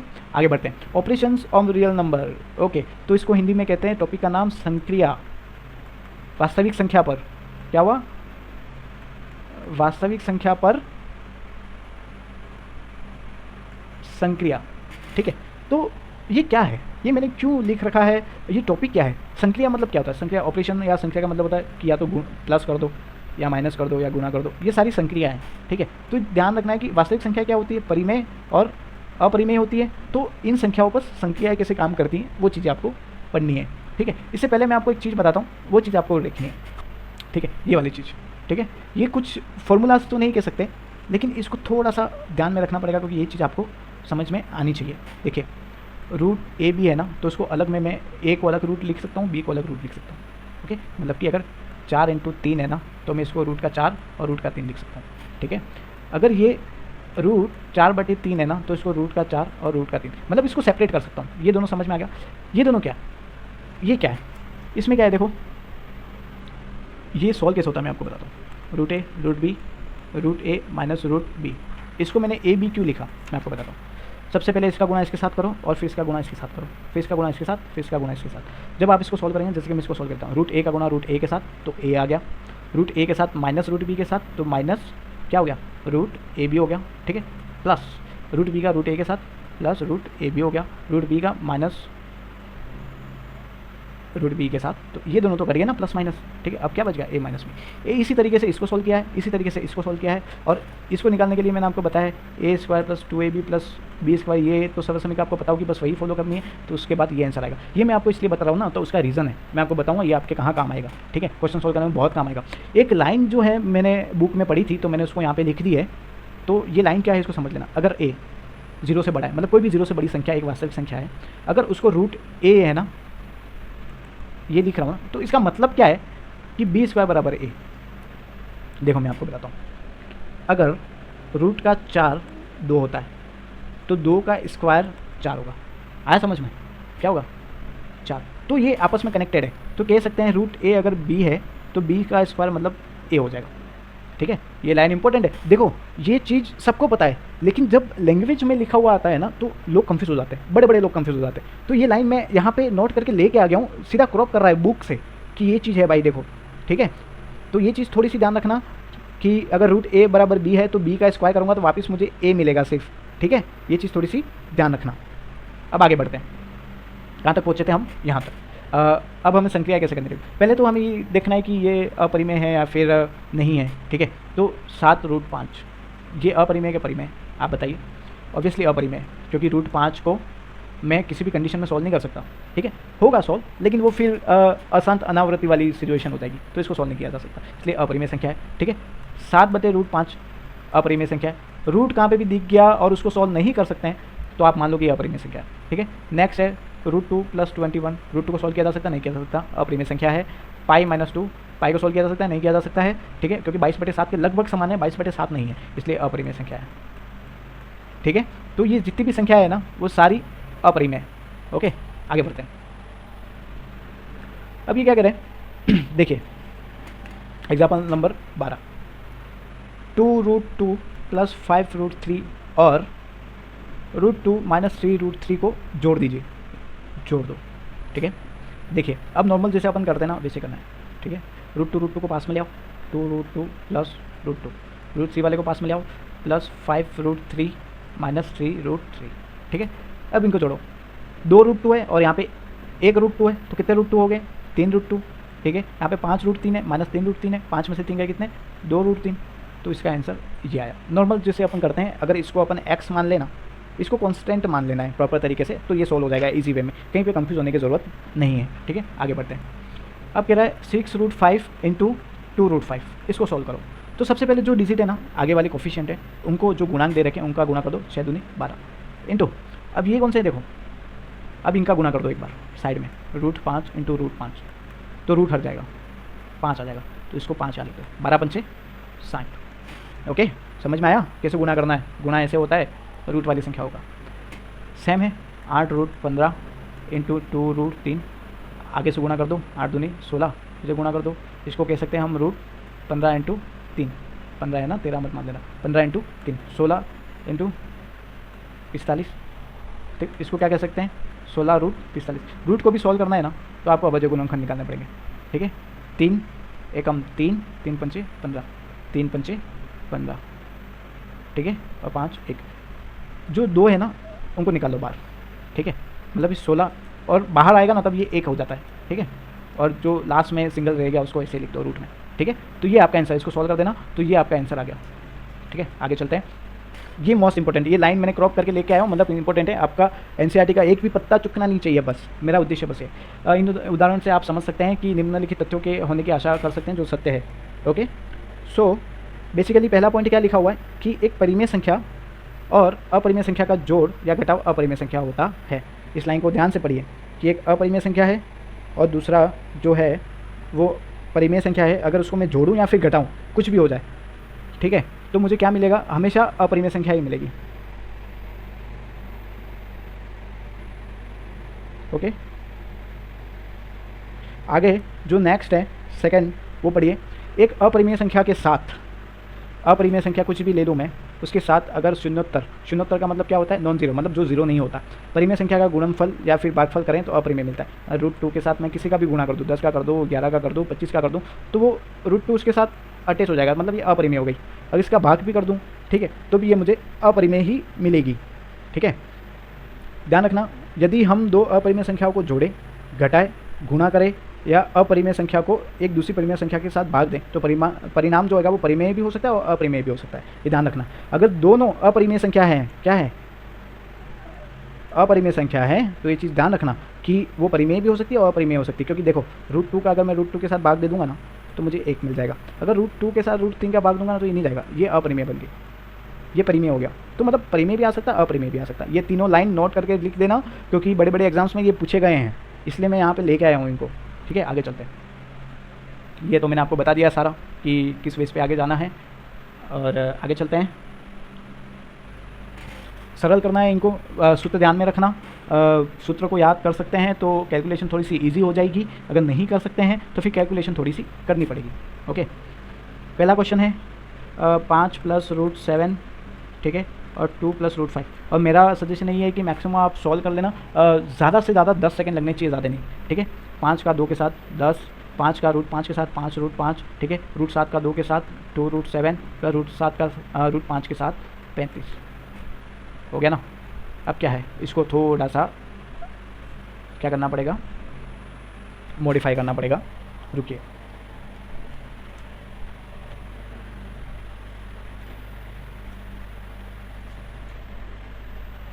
जी, तो ये चीज़ है। अभी सूत्र के हिसाब से जाएंगे ना तो a + b √b है और c + d है वो भी रूट में। तो इसके लिए हमने क्या सूत्र पढ़ा है, देखिए डी आया ना, √ac कर दो, √ac कर दूँ ना मैं फिर भी। तो मैक्सिमम क्या है ना, wait a minute, C D पे जा रहे हैं ना तो हमको सॉल्व करना ही पड़ेगा इसको एनी हाउ। ठीक है, तो इसका आंसर इसी टाइप से निकलेगा और कोई ऑप्शन नहीं है, क्योंकि इसको नॉर्मल वे में सॉल्व करना है, क्योंकि इसमें कोई भी प्रॉपर तरीके से सूत्र नहीं दे रखा है जिससे हम लोग इसको सॉल्व करें। ठीक है, अब ये देखो ये सूत्र से मैच हो रहा है अपने फॉर्मूले से, a + √b, a - √b। इसका क्या है, a² क्या है -b, यही है a² - b। देखिए सेम सूत्र है। ठीक है, तो कैसे करना है, a² क्या है, a का यहाँ पे 5 है, b क्या यहाँ पे √5 है। ओके, a² क्या हो गया, सॉरी b क्या है यहाँ पे 5 है, सॉरी, और a भी क्या है 5 है। ठीक है, तो a² 25 और -5 कर दो, इसका आंसर क्या गया 20। ठीक है, अभी ऐसे इसका स्क्वायर निकालना है तो आप ये भी कर सकते हैं, a² + 2ab + b²। a का स्क्वायर कितना हो गया, मतलब √3 का स्क्वायर कितना हो गया। इसको प्रॉपर तरीके से सॉल्व करके बताता हूँ मैं आपको, रुकिए। √3 का स्क्वायर + 2ab + b का स्क्वायर, √3 का स्क्वायर 3, 2 √21 + 7, तो क्या हो गया 10 + 2 √21, ये उसका आंसर। ऐसे ही इसको सॉल्व करना है। ठीक है, a - b आ जाएगा, ये एग्जांपल है, √a - √b, √a + √b। ठीक है, तो 11 - 7 कितना हो गया 4। हाँ, कहीं ना कहीं फॉर्मूले से अपनी जो कैलकुलेशन है वो कम होगी, बट फार्मूला अगर आप श्योर हो तो इसको यूज़ करना, बाकी आप प्रॉपर तरीके से सॉल्यूशन में भी जा सकते हैं, कोई इशू नहीं है। इसको सॉल्यूशन करके भी बताता हूँ मैं आपको। √11 - √7, √11 + √7। ठीक है, इसका इसके साथ मल्टीप्लाई कर दो 11, इसका इसके साथ मल्टीप्लाई कर दो, कितना हो गया प्लस √77। ओके, इसका इसके साथ मल्टीप्लाई कर दो -√77 प्लस इसका इसके साथ मल्टीप्लाई कर दो -7 हो गए, फिर प्लस माइनस हो जाएगा। ठीक है, तो ये तो यहाँ से कट गया। ठीक है, 11 - 7 बचा और 4। तो ये जो फार्मूला है ना डायरेक्ट देगा, लेकिन अगर फार्मूला श्योर नहीं है ना तो आप सॉल्व करके भी निकाल सकते हो, ज़्यादा टाइम लगेगा नहीं। आगे बढ़ते हैं। रेशनलाइजेशन को हिंदी में कहते हैं हम परिमेयकरण, मतलब जो संख्या है उसको परिमेयकरण करनी है, मतलब उसको प्रॉपर तरीके से परिमेय संख्या में बदलना है। जैसे कि कोई भी संख्या है a, यहाँ पे √b दे रखा है। ठीक है, अगर इसका रेशनलाइजेशन करना है ना तो जो नीचे वाली संख्या है, ठीक है, √b, उसका ऊपर नीचे गुणा कर दो, तो क्या होगा ना, ऊपर a √b हो जाएगा और नीचे रूट कट जाएगा ना, गुणा होगा तो b आ जाएगा। मतलब नीचे वाली संख्या जो नॉर्मल संख्या होती है ना उस बेस पे रखने के लिए यहाँ पे परिमेयकरण करना ज़रूरी होता है। और किससे ज़रूरी होता है वो मैं आपको बताऊंगा क्वेश्चन सॉल्व करेंगे तब। अब जैसे कि ये है क्वेश्चन एग्जांपल नंबर 16, 1/√2 का परिमेयकरण करो, तो √2 से ऊपर नीचे √2 है ना यहाँ। ठीक है, √2 से ऊपर नीचे गुणा कर दो, एक का √2 के साथ √2, √2 का √2 के साथ 2, ये परिमेयकरण करके इसका आंसर आ गया। ठीक है, अब इसका परिमेयकरण करना है 2 + √3। अब ध्यान रखना, जब यहाँ पे कोई सिंबल दे रखा है, ठीक है, प्लस का सिंबल है, तो यहाँ पे 2 - √3 का गुणा करना है, क्योंकि आगे जाके तब कटेगा ये, राइट, तो नॉर्मल तरीके से सॉल्यूशन में आएगा। ठीक है, और दूसरी चीज़ जो मैंने आपको फॉर्मूले बताए थे, जो √a + √b वाले जो भी फॉर्मूले मैंने आपको बताया वो यहाँ पे इजी वे में यूज़ होंगे। ठीक है, तो इसका गुना एक के साथ करें तो 2 माइनस रूट 3 ही आएगा, ठीक है। और इसका गुना इसके साथ करें तो ए स्क्वायर माइनस बी, ठीक है। ए स्क्वायर क्या है 4, बी क्या है 3, तो 2 माइनस रूट 3 बाई 1 इसका आंसर आएगा। ओके, ध्यान रखना अगर यहाँ पे माइनस होता तो मैं यहाँ पे प्लस के चिन्ह लगाता, ठीक है। चिन्ह चेंज हो जाएंगे, ध्यान रखना चिन्ह चेंज हो जाएंगे। आगे 5 बाय रूट 3 माइनस रूट 5। अब इसको सॉल्व करने के लिए मुझे क्या करना पड़ेगा, यहाँ पे परिमेयकरण करने के लिए मैंने क्या किया, समझ में आ रहा कुछ, मैंने यहाँ पे माइनस को प्लस में डाल के दोनों को ऊपर नीचे गुना कर दिया। अब मैं यहाँ पे ऐसे लिख सकता हूँ इन्हें, रूट 3 प्लस रूट 5 प्लस इनको क्या गया रूट ए माइनस रूट बी, रूट ए प्लस रूट बी, इनका गुना करूँगा तो ए माइनस बी हो जाएगा, राइट। ए माइनस बी सही कर रहे हैं हम, ए माइनस बी होगा क्या, ए क्या लिखूँ मैं 3, बी क्या लिखूँ 5 और ये माइनस का चिन्ह। अब देखिए ध्यान से 5 रूट 3 प्लस 5 रूट 5 अपन माइनस के 2, ठीक है। क्यों माइनस के 2 आपको पता ही है, क्योंकि 5 बड़ा है और माइनस का है, उसी वजह से है, ठीक है। तो ये चीज़ थोड़ी सी ध्यान रखना, माइनस में भी आंसर्स आ सकते हैं। हमें इसमें स्ट्रेटेजी थोड़ी सी चेंज करनी पड़ेगी, सॉरी मेरा ध्यान नहीं रहा, ठीक है। अब इसको फॉर्मल तरीके से सॉल्व करना पड़ेगा। क्यों, क्योंकि बी तो सिर्फ रूट के अंदर जो आता है उसको अपन मानते हैं, ए को थोड़ी ना मानते हैं। मतलब कि ये जो बाहर वाली संख्या है उसका क्या रहेगा, फिर वो तो गायब होगी ना, उसकी वजह से हम लोग अभी इसको प्रॉपर तरीके से सॉल्व करेंगे। 7 प्लस 3 रूट 2, ओके, और 7 माइनस 3 रूट 2, ठीक है। तो यहाँ पे 7 माइनस 3 रूट 2 तो आ गया। अब इसको सॉल्व करें, 7 का 7 से गुना किया 49, 7 का इनके साथ गुना किया तो माइनस का 7 एकम 7, 7 दूनी 10, 7 किया 21 रूट 2 प्लस 3 रूट 2 का 7 के साथ गुना किया 21 रूट 2 प्लस, सॉरी माइनस का आएगा अब, क्योंकि इसका इसके साथ गुना करूँगा 3 तिया 9, ठीक है। और रूट 2 का रूट 2 के साथ 2। तो प्रॉपर तरीके से हमारा आंसर क्या आ जाएगा, देखिए 49, ये तो कट गया, ये दोनों तो कट गए, माइनस 18, ठीक है। 7 माइनस रूट 3 रूट 2 और 18 यहाँ से गए 1 3, ये हमारा आ गया आंसर। तो थोड़ा ध्यान रखना, कहीं कंफ्यूज मत हो जाना। मैं आपको यही सजेशन दूंगा हमेशा से कि फॉर्मूला जो है उसका यूज़ थोड़ा सा कम करना है, ताकि हमको याद रखने का जो नॉर्मल हमको थ्योरम से याद करनी है वही चीज़ें याद रखिए, फॉर्मूले बहुत कम याद करने की कोशिश करनी है, ठीक है। और मैक्सिमम ट्राई करना कि ऑन द स्पॉट सोल्व हो जाए। देखो यहाँ पे ये अगर नहीं करोगे ना फॉर्मूले याद तो कोई इशू नहीं है, बट इससे क्या होगा ना, आपकी कैलकुलेशन में इफेक्ट नहीं आएगा, राइट। क्योंकि यहाँ पे ए कौन सा है बी कौन सा है वैसे कंफ्यूज हो गए ना, जैसे अभी हम कंफ्यूज हुए थे, तो उसमें थोड़ा सा इशू क्रिएट हो जाएगा। फिर आगे चलते हैं, 1.4 में हम लोग आ चुके हैं और इसमें देखना है कि कौन सी परिमेय संख्या है और कौन सी परिमेय संख्या नहीं है। तो ये कौन सी है आप बताओ, अपरिमेय संख्या है, ऑब्वियसली रूट 5 को नहीं निकाल सकते हैं। उसके बाद मुझे ये बताइए, इसमें आप है ना एक ये भी दे सकते हैं, जैसे मैंने अभी स्टेटमेंट आपको दिया था कि परिमेय व अपरिमेय संख्या का अंतर हमेशा अपरिमेय होता है, ठीक है। तो ये आप कारण भी दे सकते हैं, ठीक है। अभी इसको कैसे सॉल्व करना है, देखो ये कौन सी संख्या है, ओ माय गॉड ये तो कट गया, सिर्फ 3 बचा, ये तो परिमेय, मतलब ये संख्या जो है ना परिमेय। एक चीज़ ध्यान रखना, रूट देख के कहीं अपरिमेय ठोक के मत आ जाना, एक बार देखना कि प्रॉपर तरीके से क्या चीज़ें चल रही है क्या चीज़ें नहीं चल रही है। जैसे कि ये देखो रूट 7 से रूट 7 कटेगा इधर, और यहाँ पे 2/7 ये परिमेय है, ठीक है। तो थोड़ा सा कैलकुलेशन पे भी ध्यान देना, ठीक है। ये क्या है अपरिमेय है, क्योंकि इसको सोल्व नहीं किया जा सकता रूट 2 को, ठीक है। पाई हमेशा अपरिमेय होता है, तो 2 पाई क्या है अपरिमेय है, ठीक है। आगे चलते हैं, सरल करना है, ठीक है।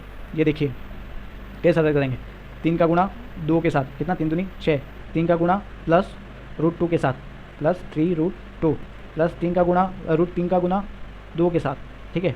तो 2 रूट 3 प्लस रूट 3 का गुना रूट 2 के साथ रूट 6, ठीक है। ये आएगा आंसर, ओके।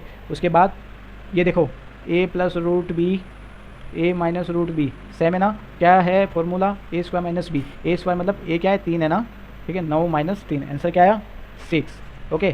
थर्ड क्वेश्चन क्या है, इसका स्क्वायर करना है रूट 5 प्लस रूट 2 का, इसका स्क्वायर करेंगे, कैसे करेंगे, a का स्क्वायर मतलब रूट 5 का स्क्वायर प्लस 2, a क्या है रूट 5, b क्या है रूट 2 प्लस b का स्क्वायर, ठीक है, रूट 2 का square, a square plus 2ab plus b square, ये वाली चीज़ मैंने फॉलो करी है, ओके। इसको सॉल्व करेंगे, 5 प्लस 2 रूट 10 प्लस क्या हो गया प्लस 4, तो क्या आ गया 9, सॉरी 4 नहीं 2 हो जाएगा, क्यों, क्योंकि यहाँ पे स्क्वायर है ना रूट का, तो फिर वो सेम आ जाएगा, ओके। तो क्या हो जाएगा 7, ये हटा दो यहाँ से, 7 प्लस 2 रूट 10, ओके। ये इसका आंसर आ जाएगा। ऐसे ही सेम जैसे मैंने ये किया था वैसे ही ये चीज़ सॉल्व करनी है आपको, ओके। अगर करना है तो मैं आपको बता देता हूँ, 5 माइनस 2 बराबर 3, ये इसका आंसर आएगा, क्योंकि हमारे पास फॉर्मूला है रूट ए माइनस रूट बी, और रूट ए प्लस रूट बी क्या होता है, ए माइनस बी। ओके, आगे बढ़ते हैं। आपको याद होगा कि पाई को वृत्त की परिधि और उसके व्यास के अनुपात से परिभाषित किया जाता है, अर्थात पाई बराबर सी बाय डी।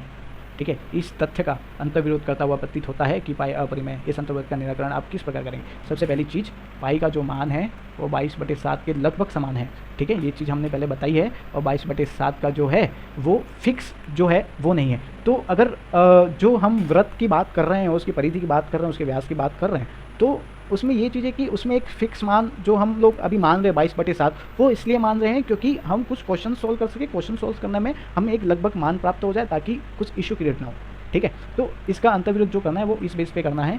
उन्हें ये जवाब देना है प्रॉपर तरीके से कि पाई का मान जो है किस बेस पे काम कर रहा है, किस बेस पे नहीं करता है। ओके, तो ये इसका आंसर हो गया। अब रूट 9.3 को निरूपित करना है संख्या रेखा पर।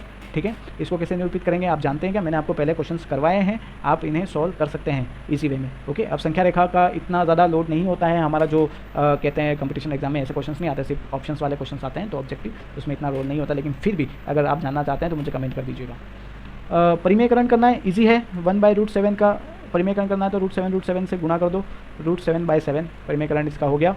इसका परिमेयकरण करना है तो 1/√7 - √6 चिन्ह चेंज कर दो और गुणा कर दो। ठीक है, √7 + √6। ठीक है, अब ऊपर वाला तो एज इट इज़ हो गया। ठीक है, नीचे वाला क्या हो जाएगा, 7 - 6 1 हो जाएगा। √7 + √6 इसको सॉल्व करना, आपको समझ में आ जाएगा। ओके, किसे किया है मैंने यहाँ पे फॉर्मूला यूज़ किया है, रूट ए माइनस रूट बी, रूट ए प्लस रूट बी वाला। ओके, आगे ये क्वेश्चन है सेम है, ये क्वेश्चन है सेम है, लेकिन इसको लास्ट वाला क्वेश्चन मैं आपको करके बताता हूँ एक बार। कुछ नहीं करना है, सिर्फ और सिर्फ चिन्ह चेंज करने हैं, √7 + 2। ओके, ऊपर वाला तो एज इट इज़ एक के साथ गुना होगा तो ऐसे ही होगा। ठीक है, अब इसको कैसे सोल्व करेंगे हम? ठीक है इसको सॉल्व करने के लिए प्रॉपर तरीके से हम फॉर्मूले पे नहीं जाएंगे, इसको हम लोग सॉल्व करेंगे √7 - 2। ठीक है, √7 + 2। ठीक है, इसका इसके साथ गुना 7, इसका इसके साथ गुना प्लस का 2 √7, इसका इसका गुना -2 √7, और -2 का +2 के साथ गुना -4। ये कट गए, कितना आ गया 3। ओके, तो ये चीज़ समझ में आई आपको प्रॉपर तरीके से? ठीक है, तो ये हो गया हमारा ये क्वेश्चन, 5वां क्वेश्चन सॉल्व। उसके बाद अब जो है ना मेन, इस अगर मैं कहता हूँ अगर इस चैप्टर में जो मेन चीज़ है एग्ज़ाम में आने के लायक प्रॉपर तरीके से, जो बड़े बड़े एग्जाम्स में आते हैं और लोगों को कंफ्यूज करके जाते हैं, तो ये है घातांक के नियम। क्या है? घातांक के नियम। अगर कोई संख्या है उसकी घात m है, अगर सेम संख्या है उसकी घात n है, तो उन दोनों घात को जोड़ देंगे, संख्या 1 हो जाएगी। ठीक है, अगर एक संख्या के ऊपर कोष्टक के बाद वापस से घात दे रखी है तो उसका गुणा हो जाएगा। अगर ऊपर नीचे है डिवाइडेशन में लेकिन बेस उसका सेम है, ठीक है, और घात अलग अलग है तो उसको माइनस कर दो। अगर यहाँ पे n बड़ा होता तो n को पहले लिखते। ठीक है, यहाँ पे लिखा है m बड़ा होना चाहिए n से, तब ये होगा। अगर n बड़ा हो m से तो हम लोग यहाँ पे n - m करते। ओके, ये चीज़ भी ध्यान रखना कि अगर घात सेम है तो अंदर वाला जो है वो इंटू में हो जाता है और ऊपर घात आ जाती है। और ये मैंने एक्स्ट्रा निकाल के रखा है, ये आपकी बुक में आपको नहीं दिखेगा, लेकिन कुछ हाईलाइट करके दिखा हुआ जो बहुत रिसर्च करने के बाद आपको निकल के आएगा सामने, उसको मैंने क्रॉप करके यहाँ पे डाल दिया। अगर किसी की भी घात x y z की घात अगर 0 है ना तो उसका मान 1 होता है। ओके, आगे अगर कोई घात है ऐसी, ठीक है, a की घात m/n दे रखा है, तो जो n है ना, देखो मैं आपको बताता हूँ, जैसे कि √a को हमेशा 1/1/2 लिखा जा सकता है। उसका रीज़न है, मैं आपको बताऊँगा। उसके बाद अगर यहाँ पे मैं ऐसा कर दूँ तो इसे 1/3, मतलब यहाँ पे कुछ नहीं लिखा है, मतलब ये हमेशा 2 है। ठीक है, ये चीज़ ध्यान रखना। तो अगर मैं m/n करूँ तो जो नीचे वाली संख्या है ना वो हमेशा रूट के आगे होती है। ठीक है, और पूरा संख्या का जो घात है ना वो m हो जाता है। इसको इस तरीके से लिखा जा सकता है। ठीक है, ये चीज़ ध्यान रखना। किसे किया मैंने आपको बताया, अगर 2 की घात 2/3 है तो मैं इसको ये लिख सकता हूँ हमेशा ऐसे। ओके, ये आपको बुक में मिलेगा, लेकिन बहुत रिसर्च करना पड़ेगा, 3-4 पत्ते छोड़ के, इन फॉर्मूले के साथ नहीं दे रखा है। ठीक है, लेकिन मुझे पता है कि ये सारी चीज़ें एग्जाम में बहुत इंपॉर्टेंट होती है, इसलिए मैंने यहाँ पे नोट डाउन करके आपको दे दिया है। तो इस चीज़ को थोड़ा सा ध्यान रखना है। आगे अब देखिए कुछ क्वेश्चंस दे रखे हैं, इनको सॉल्व करना है। जैसे कि ये क्वेश्चन है 2 की घात 2/3 2 की घात 1/3, कैसे सॉल्व करेंगे? बेस तो सेम है और घात है ना, जोड़ दो बस, 2 की घात 3/3, 2 आंसर आ गया। इसका भी सेम है, कैसे करना है? देखिए 1/3 की घात 5 की घात 4, ठीक है, ये हो गया ना। हमेशा ध्यान रखना, अगर कोई भी संख्या ऐसे दे रखी है तो इसको मैं माइनस का घात के साथ लिख सकता हूँ।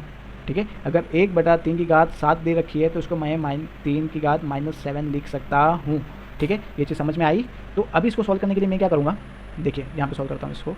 ठीक है, 3 की घात -5 की घात 4। अब एक फॉर्मूला पड़ा था, a की घात m की घात n इज टू a की घात mn, राइट। तो इसको यहाँ से गुणा कर देंगे तो क्या मिल जाएगा, 3 की घात माइनस का 20 मिल जाएगा। ठीक है, 5 के 20 आ गया आंसर। सेम है, बेस सेम है, तो घातें जो है वो घट जाएंगी। ठीक है, 5 या 15। ठीक है, -2/15 ये चीज़ आती है आपको। ये एलसीएम लिया है मैंने। ठीक है, और उसके बाद इससे इसका भाग दिया है, भाग देने के बाद इससे गुणा करना है ऊपर वाली संख्या से। ठीक है, और ए से ये निकलता है, ये आपको पता ही होगा। अगर नहीं पता है तो कमेंट में आ जाइए और मैं आपको बता देता हूँ कि ये कैसे सोल्व होता है, मैं आपको शॉर्ट ट्रिक्स में डाल देता हूँ। ठीक है, अब ये चीज़ ध्यान रखना, बेस अलग अलग है लेकिन घात समान है। तो 13 × 17 की घात 1/5 में इसे लिख सकता हूँ। इसे कैलकुलेट कर लेना तो ये चीज़ ईजिली हो जाएगी। आगे चलते हैं प्रश्नावली 1.5 की तरफ। ज्ञात कीजिए इसको। तो √64, मैं अगर इसको तो मैं ऐसे लिख सकता हूँ ना 1/2, क्योंकि यहाँ पे कुछ नहीं है, मतलब यहाँ पे 2 है। ठीक है, तो क्या होगा आंसर 8, क्योंकि 8 का स्क्वायर करो तो 64 आता है ना।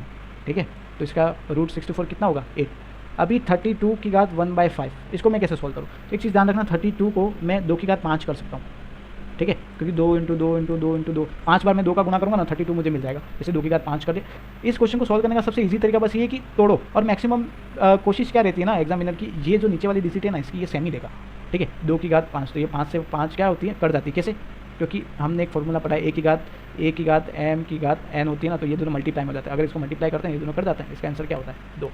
ऐसा मतलब उसके बाद ये जो है, ठीक है, 125 की घात 1/3, इसको कैसे लिख सकते हैं, 5 की घात 3 लिख सकते हैं 125 को, क्योंकि 5 × 5 × 5 करूँ तो 5 × 5 25, 25 × 5 125। ठीक है, तो ऐसे लिख सकते हैं 1/3। तो इसका आंसर क्या आ गया, 3 से 3 कट जाएगा, तो इसका आंसर क्या आ गया 5। ओके, क्वेश्चन नंबर 2, इसको सॉल्व करके दिखाओ भाई साहब। ठीक है, इसको सॉल्व कर देते हैं। 9 की घात 3/2। ठीक है, 9 को क्या लिख दें, 3 का स्क्वायर लिख सकते हैं, 3/2 हो गया, 2 से 2 कट जाएगा, और 3 की घात 3, इसका आंसर क्या हो जाएगा 27। ओके, आगे चलते हैं। नेक्स्ट क्वेश्चन क्या है, 32 की घात 2/5, इसको मैं 2 की घात 5 लिख सकता हूँ, मैंने पहले ही बताया है। 2/5, 5 से 5 कट जाएंगे, इंटू होगा तो, क्योंकि 5 × 2/5 होगा, ये ऊपर से नीचे कट जाता है। 2 की घात 2 = 4। ठीक है, उसके बाद मैं इसको क्या लिख सकता हूँ, 5 की घात 3, और ऊपर घात कौन सी -1/3, तो क्या लिख सकता हूँ 3 × -1/3, 3 से 3 कट गया, 5 की घात -1, 5 की घात -1 को 1/5 लिख सकते हैं, क्योंकि देखो अगर 1/3 की घात 5 था, इसको मैंने 3 की घात माइनस में कर दी थी, तो इसको मैं वापस ऐसे तो लिख सकता हूँ ना, तो इसको भी मैंने वापस ऐसे लिखा। ओके, तो थोड़ा सा ध्यान रखना, ऐसी चीज़ें होती है। आगे ये क्वेश्चन बेस सेम है, घातें अलग हैं, तो क्या करते हैं, घातें जुड़ जाएंगी, 2/3 + 1/5, इसको सॉल्व करना। ठीक है, आ जाएगा आपके पास आंसर। उसके बाद ये सेम मैंने बताया था, 1/3 की घात 3 की घात 7, एक, तो इसको मैं क्या लिख सकता हूँ, इसको मैं लिख सकता हूँ 3 की घात -3 और ऊपर घात 7, और -3 का 7 के साथ गुणा कर दूँ तो क्या हो जाएगा -21, और इसको मैं क्या लिख सकता हूँ, वापस क्या लिख सकता हूँ, इसको 1/3 की घात 21 लिख सकता हूँ। ओके, तो आगे चलिए, सेम है घात, इसमें से इस घात को घटा दो, 1/2 - 1/4। ठीक है, आंसर आ जाएगा आपका। ये है बेस अलग अलग है लेकिन घातें सेम है, तो बेस को गुणा करें। ये हो गया आपका 1.5 का तीसरा क्वेश्चन। ओके, सो हमने प्रॉपर तरीके से सारी चीज़ें कंप्लीट कर ली है, और सारे क्वेश्चन हमने किए हैं, सारे एग्जांपल्स हमने किए हैं, सारे बेसिक्स हमने समझे हैं। अब उस बेसिक को प्रॉपर तरीके से समझने का टाइम आ गया। तो हमने क्या क्या पढ़ा वो चीज़ें देखो। संख्या कोई आर है, उसको परिमेय संख्या कहते हैं, यदि जब उसे p/q के रूप में लिखा जा सकता हो, और p और q पूर्णांक है, और q जो है वो हमेशा क्या है 0 नहीं हो सकता। ये लाइन हमने पढ़ रखी है, समझ में आ गई। दूसरी, संख्या s को अपरिमेय संख्या कहा जाता है यदि उसे p/q के रूप में नहीं लिखा जा सकता है, और q ≠ 0, ये भी हमने पढ़ा है। एक परिमेय संख्या का दशमलव प्रसार या तो शांत होगा, हमने पढ़ा है, ये देखो लिखा हुआ है, शांत होगा या अशांत आवृत्ति होगा। ओके, साथ ही वह संख्या जिसका दशमलव प्रसार शांत या अशांत अनावर्ती होता है वो परिमेय होती है। ठीक है, ये चीज़ ध्यान रखना, इंपॉर्टेंट लाइन है। एक अपरिमेय संख्या का दशमलव प्रसार क्या होता है, मैंने आपको बताया है, अशांत अनावर्ती होता है। और साथ ही ये भी कह सकते हैं कि जिसका दशमलव प्रसार अशांत अनावर्ती होता है उसको अपरिमेय संख्या कहते हैं। ठीक है, ये भी हमने पढ़ रखा है। सभी परिमेय और अपरिमेय संख्या को एक साथ लेने पर वास्तविक संख्याओं का संग्रह बनता है। मैंने बताया आपको, वास्तविक संख्या परिमेय संख्या और अपरिमेय संख्या को मिलकर बनती है। आगे की लाइन्स क्या है देखिए, छठी लाइन, एक परिमेय संख्या आर है, एक परिमेय संख्या एस है, अपरिमेय संख्या है। अगर इसको जोड़ें घटाएं तो अपरिमेय संख्या होती है, तथा अगर इसको गुणा करें तो भी अपरिमेय संख्या होती है, ठीक है, और भाग दे तो भी अपरिमेय संख्या होती है। तो प्रॉपर तरीके से परिमेय और अपरिमेय को अगर मैं जोड़ूं, घटाऊं, गुणा करूं या भाग करूं, हमेशा मुझे अपरिमेय मिलेगी। क्या मिलेगी? अपरिमेय, ठीक है। और ये चीज़ मैंने आपको बताई है पहले कि सेपरेट कर सकते हैं, इसको सेपरेट कर सकते हैं। ये रूल्स हैं, कुछ फॉर्मूलेज हैं, ये आपको थोड़े से फॉलो करने पड़ेंगे, ओके। अब ये देखो, ये मैंने आपको बताया ना, 1/√a + b का परिमेयकरण करना, तो कैसे करेंगे? चिन्ह चेंज कर देंगे बस और गुणा कर देंगे दोनों तरफ, बस यही बताया। से हम इससे गुणा करते हैं जहाँ a और b पूर्णांक है, बस सेम लाइन है। मान लीजिए a > 0 है, एक वास्तविक संख्या है और p और q परिमेय संख्या है, तब देखो ये फॉर्मूलेज भी मैंने आपको पढ़ाए हैं सारे, और ये फॉर्मूलेज भी यहाँ पे दे रखे हैं। तो प्रॉपर तरीके से हमने क्लास 9th का चैप्टर नंबर 1 कंप्लीट कर दिया है। चैनल को सब्सक्राइब कर देना है, और हम अब गो थ्रू करेंगे चैप्टर नंबर 2 पे, और ट्राई कर रहा हूँ कि कम से कम टाइम में आपको ज़्यादा से ज़्यादा नॉलेज प्रोवाइड करवा सकूँ। थैंक यू सो मच, और जुड़े रहिए हमारे साथ, सब्सक्राइब कर दीजिए हमारे चैनल को। Thank you so much.